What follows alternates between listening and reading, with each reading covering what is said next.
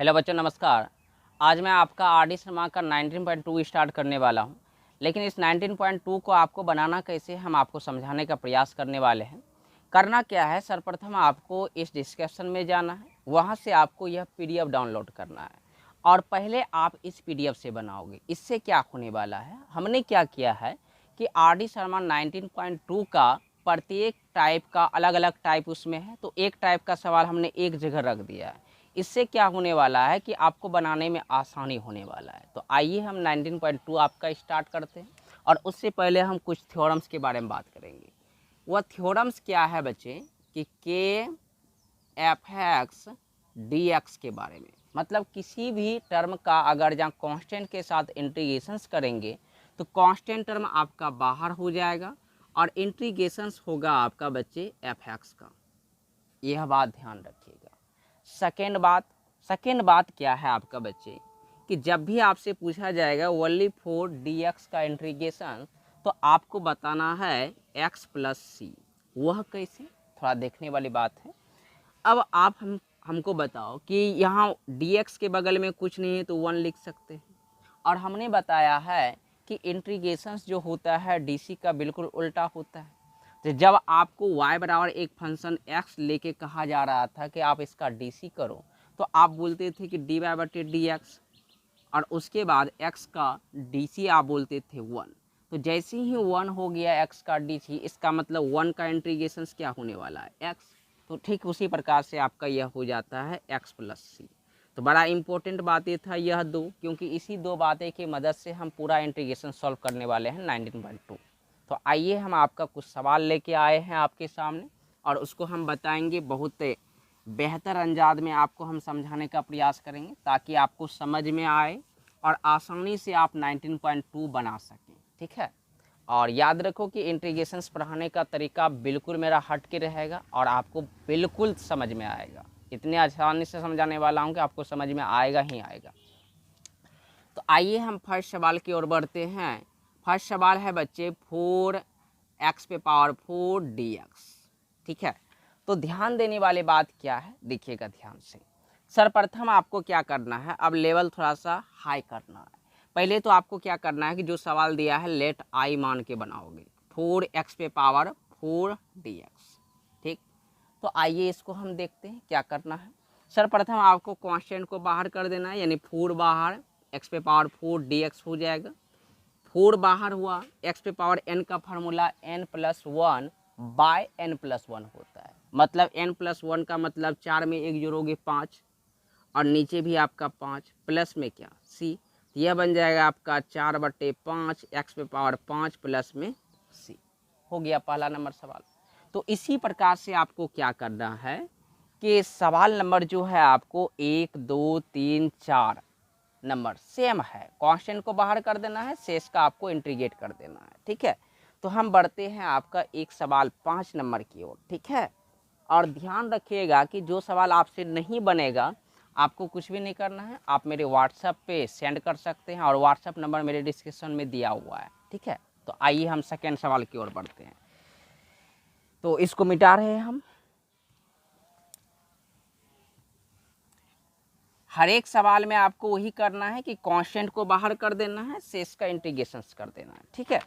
तो 5 नंबर सवाल क्या कहता है, इंटीग्रेशंस ऑफ x² नहीं x³ है, ठीक है, प्लस 5x² -4 फिर प्लस 7/x फिर आपका प्लस 2/√x और dx, ठीक।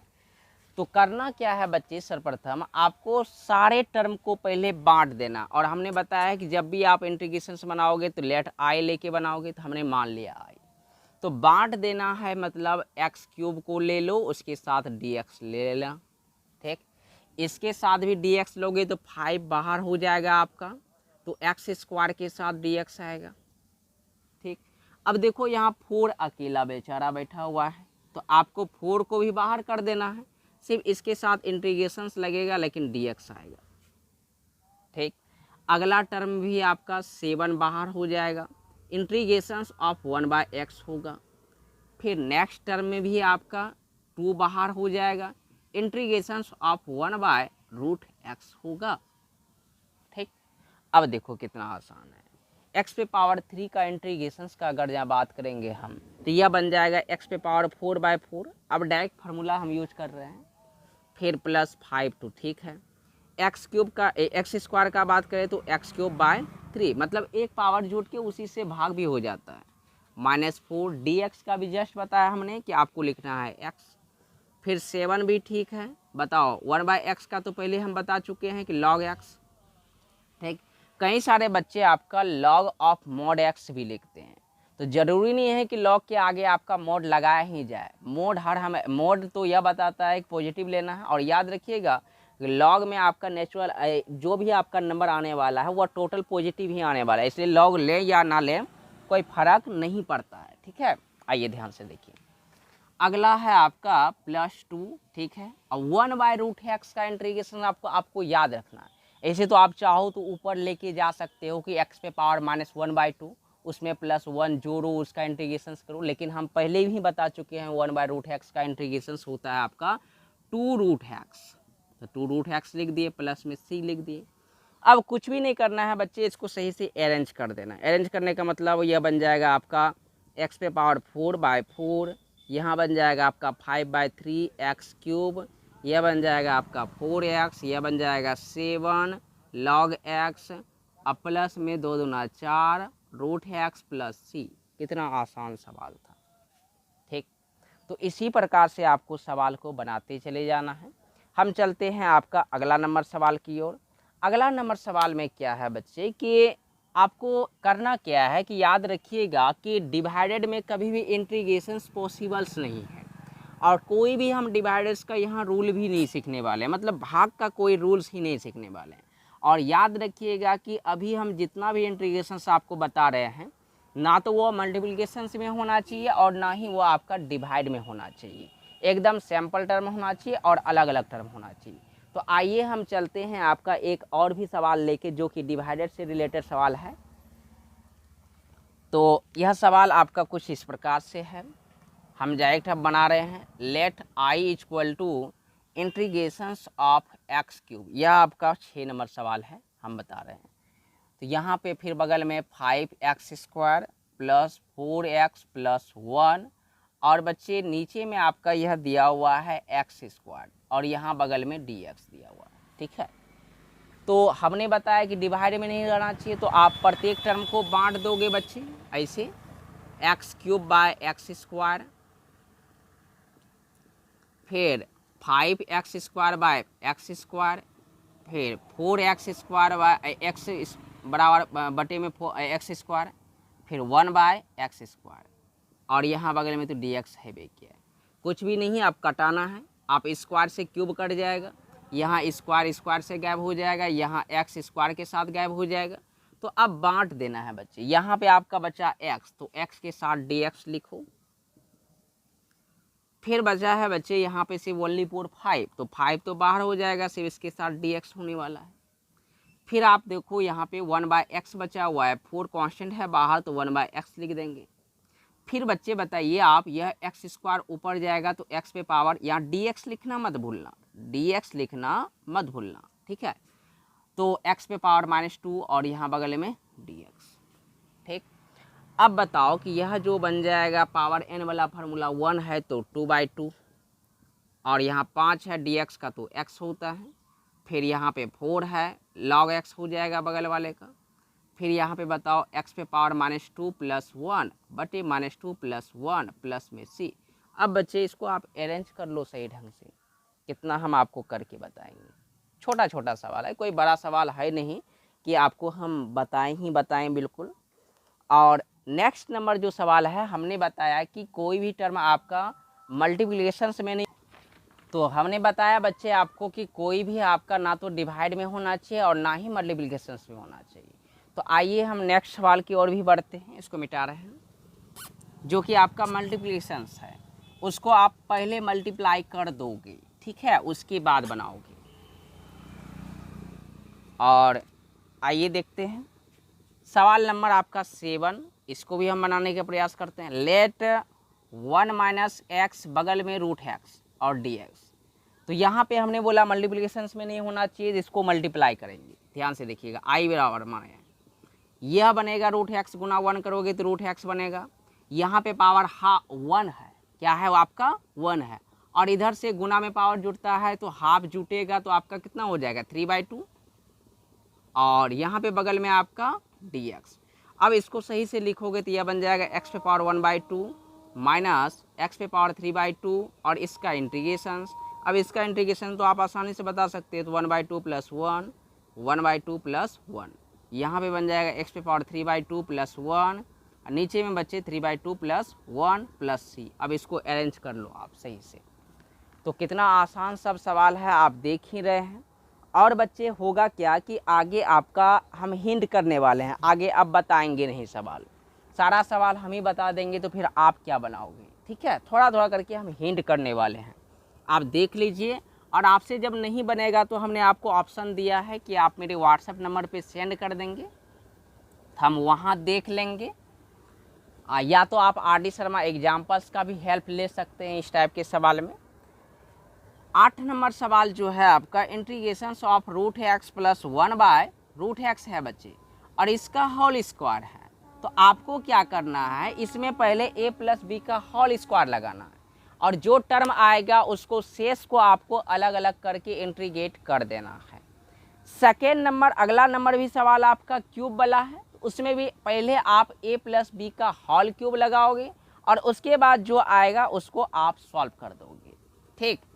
तो इस प्रकार से हमने आपका सवाल बहुत सारा सॉल्व कराया, और आपको क्या करना है, इसी टाइप्स का सवाल है आपका, क्या कहते हैं 13-14 नंबर तक सवाल है आपका इसी प्रकार का, ठीक है। तो आपको यहाँ तक बनाना है। हम चलते हैं आपका एक सवाल 17 नंबर में, ठीक है। और याद रखिएगा पहले 16 नंबर में चलते हैं, थोड़ा सा 16 नहीं 15 नंबर में उसको बना लेते हैं, तब आगे चलेंगे। आसान सब सवाल है, देखेंगे धीरे धीरे देखेंगे। x पे पावर e है बच्चे, और e पे पावर x है, और e पे पावर e और बगल में dx है।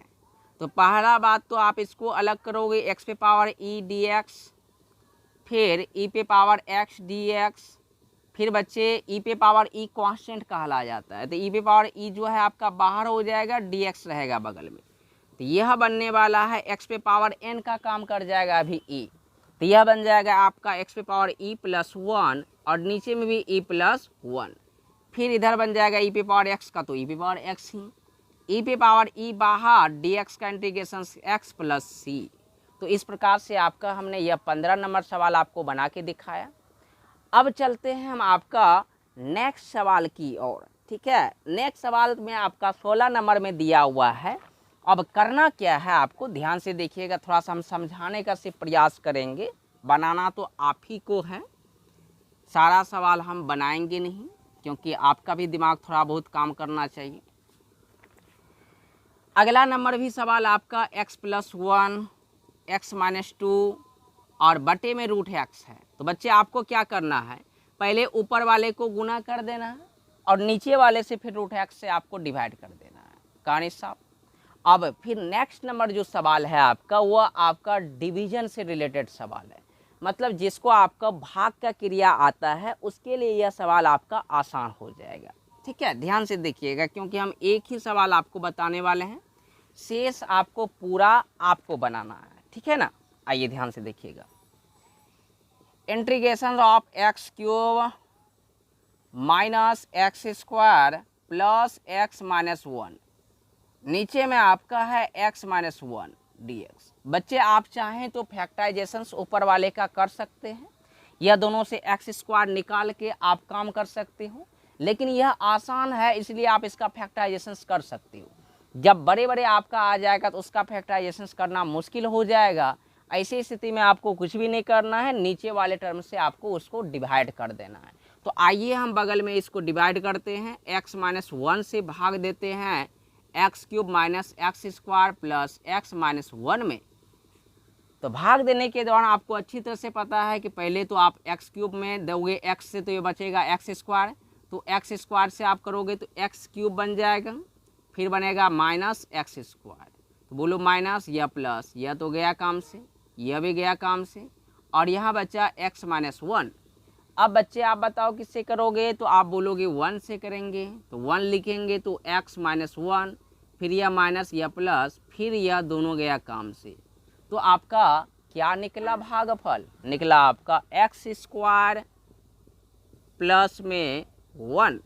इसका मतलब इसी का सिर्फ आपको इंटीग्रेशन करना है, तो इसका इंटीग्रेशन करना बहुत आसान, यह बन जाएगा एक्स क्यूब बाय 3, 1 का इंटीग्रेशन पहले ही बता चुके हैं x, अब प्लस में c।